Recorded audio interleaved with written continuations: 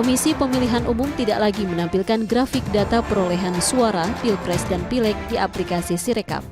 KPU hanya menampilkan bukti otentik atau data dari tempat pemungutan suara. KPU mengubah tampilan laman website hasil suara pemilihan presiden dan pemilihan legislatif 2024. Bila sebelumnya laman ini menampilkan grafik atau bagan data hasil tabulasi sementara perolehan suara, kini laman Sirekap hanya menampilkan hasil foto formulir model C dari tempat pemungutan suara.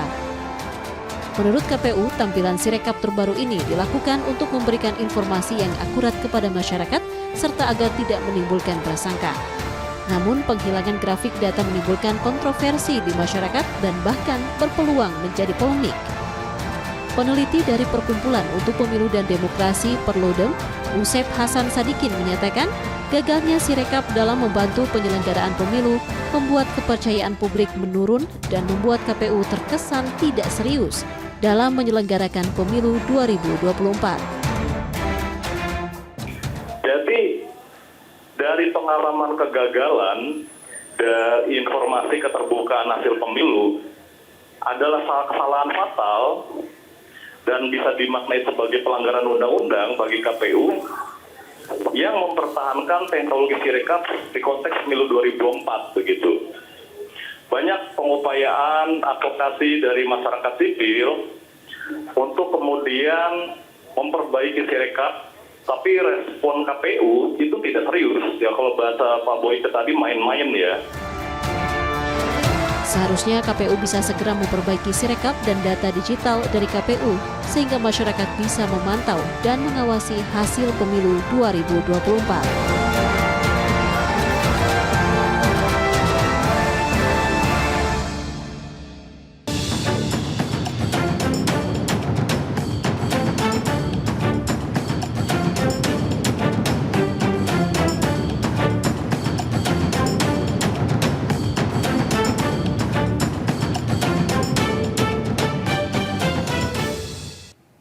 Ya, pemirsa, sebagai orang yang awam teknologi seperti saya, ini bisa melihat ada yang cukup janggal atau perlu dibuktikan lebih lanjut dari pelaksanaan Sirekap Republik Indonesia ini, Sirekap ya dari KPU yang harusnya menampilkan bagaimana proses rekapitulasi atau hasil rekapitulasi dari suara-suara para pemilih dalam pemilu 2024. Dan saya masih akan membahasnya bersama dengan pakar telematika Roy Suryo dalam episode One on One kali ini. Oke, Mas Roy, sebelum tadi saya masuk ya ke...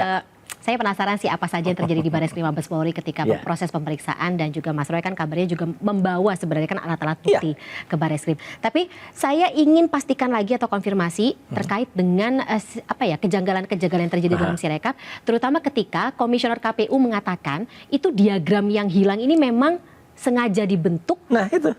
Piye? Ya kan aneh ini. Artinya mereka mau nggak mau harus mengaku itu kesengajaan. Karena kalau enggak bisa saya tuduh bohong lagi nanti.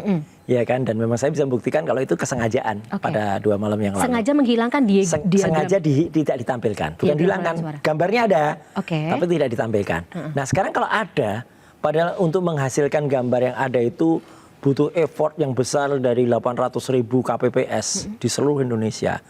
Kemudian dengan mereka kemarin sudah sempat diejek-ejek lah, atau katakan disalah-salahkan oleh KPU dengan katanya kameranya kurang bagus lah, kameranya jelek lah, bikinan negara tertentu lah gitu kan.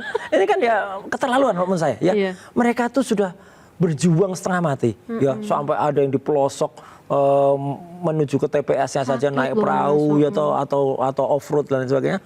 Motret sinyalnya susah, mereka naik pohon untuk bisa mendapatkan sinyal. Akhirnya kirim, dibilang gambarnya jelek, kameranya jelek, bikinan itu kan ya disalahin, ya dinafikan gitu. Iya, dinafikan dia mangkal gitu ya. Menurut saya ini benar-benar pelecehan akal sehat. Karena apa? Sistem itu dibangun dengan sekali lagi dengan uang rakyat ya. Jadi saya sentil lagi nih teman-teman ICW dan Kontras, laporin lagi gitu. Dan anggarannya juga tidak kecil ya, untuk menampilkan transparansi dari perhitungan suara. Memang yang kita perlukan adalah bukti C hasil yang sekarang masih tampil. Tapi kalau mau nampilin C hasil kayak gitu, Mbak, nggak usah bangun situs KPU yang berbagai mahal. Tampilannya di Facebook. Ya kan orang kalau mau nampilin foto-foto banyak kan di Facebook bisa ribuan juga bisa. Iya. Atau Instagram, akun Instagram atau resmi. Iya ini kan juga bisa kan orang tampil di situ gitu kalau banyak gitu bisa dibikin multi dan lain sebagainya kan bisa. Nah sama. Jadi kalau hanya sekedar menampilkan itu, buat apa bangun yang namanya Sirekap gitu. Sirekap itu kan awalnya cita-citanya kan mulia. Jadi teknologi disebut canggih. Oh ini teknologi canggih. Oh katanya ini teknologi yang baru pertama kali dipakai. OCR gitu. Saya ketawa. OCR itu di kalangan kampus seperti kami itu udah puluhan tahun dipakai gitu.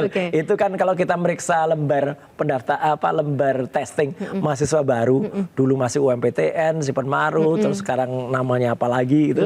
Itu kan orang meriksa orang gosok-gosok lembar jawaban itu kan pakai komputer. Lah kalau itu diperiksa satu-satu kan ya jontor mata kita gitu kan. Nah, makanya pakai OCR itu Optical Character Recognizer atau Optical Mark Reader.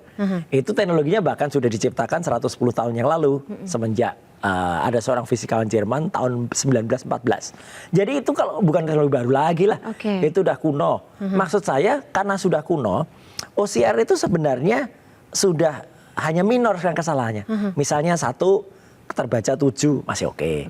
4 terbaca 9 masih oke. Tapi kalau 14 terbaca menjadi 714 kan nggak masuk akal kan? Nggak masuk akal. 21 terbaca menjadi 821. Jauh itu. Itu kan jauh kan, masa bisa nambah?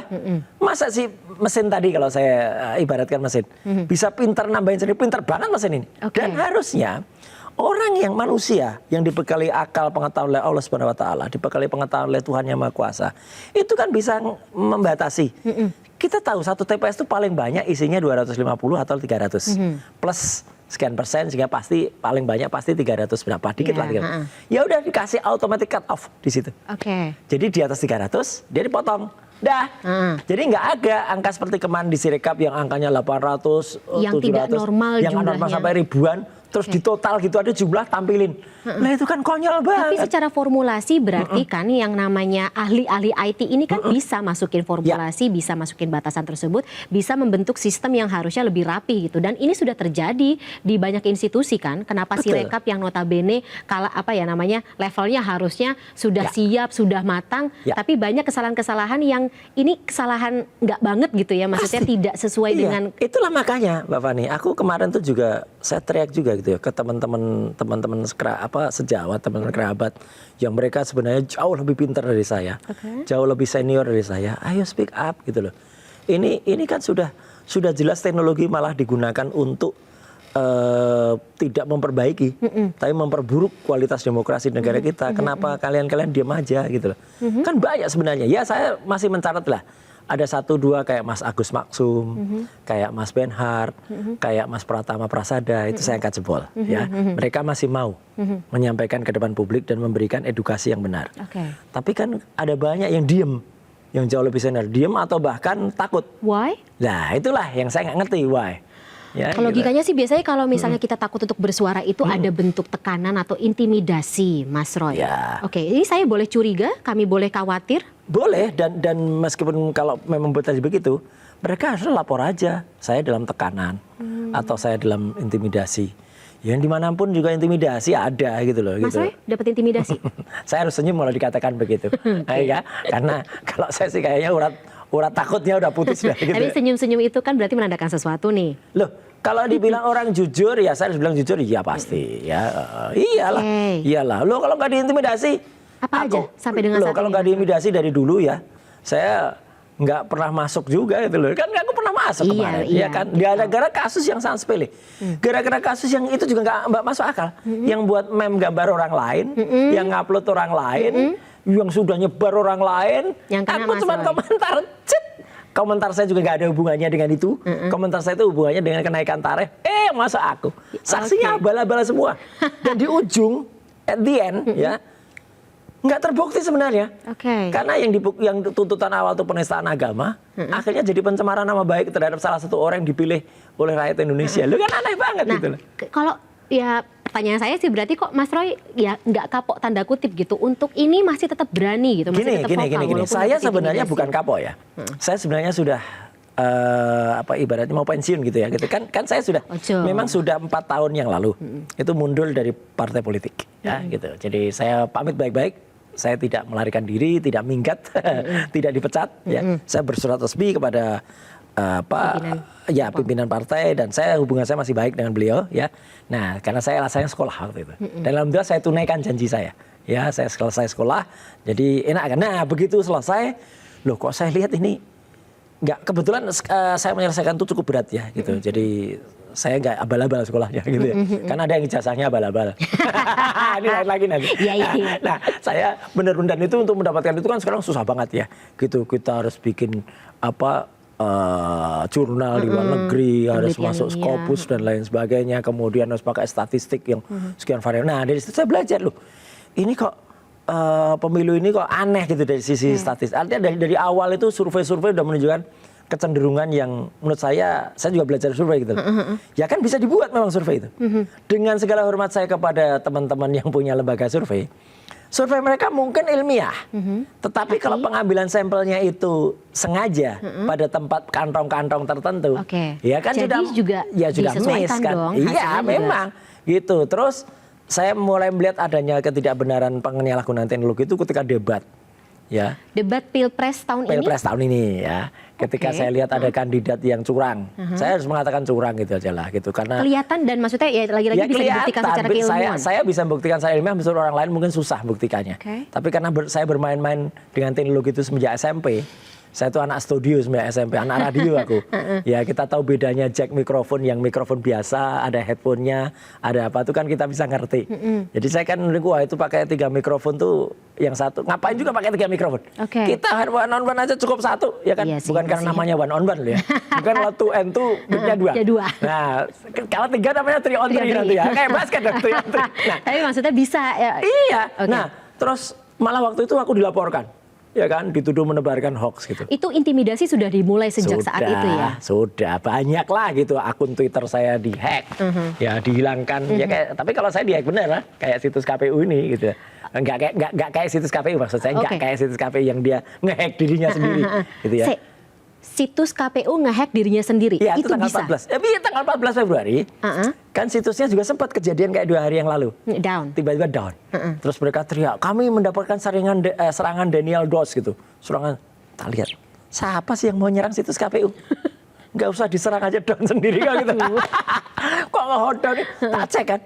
Loh, ternyata ini ditutup sendiri sama dia. Nah, justru karena ditutup sendiri, katanya mungkin mau ada persiapan untuk penerimaan suara, feeding data itu. Tapi kan ternyata malam hari jam 7:36 sudah muncul yang angka-angka yang tadi saya sebut sudah angkanya nggak pernah berubah sampai terakhir. Dan itu kan aneh gitu. Maksudnya aneh gini, angka-angka itu nggak pernah berubah sampai terakhir. Lebih aneh lagi, seminggu terakhir khusus angka partai dan ini partai tertentu, ya itu angkanya bisa berubah tajam. Naiknya drastis. Ya. Meskipun mereka bilang kan naiknya hanya 1%. Ya 1% dari perolehan angka berapa persen dia.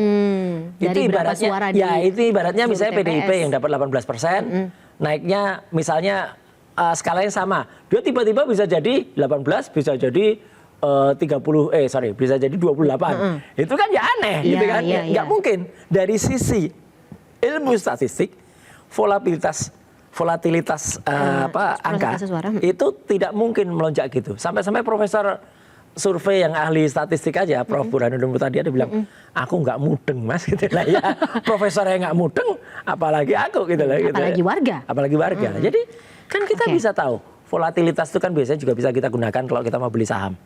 Saham mana yang volatilitasnya naik turun, mana yang volatilitas tenang. Nah begitu stabil ada tren kan. Nah, istilah lain kan tren kalau di bursa saham. Itulah. Oh ini lagi nurun jangan beli. Nanti kalau blue chip itu misalnya sudah mulai naik, itu dibeli. Nah sama dengan ini.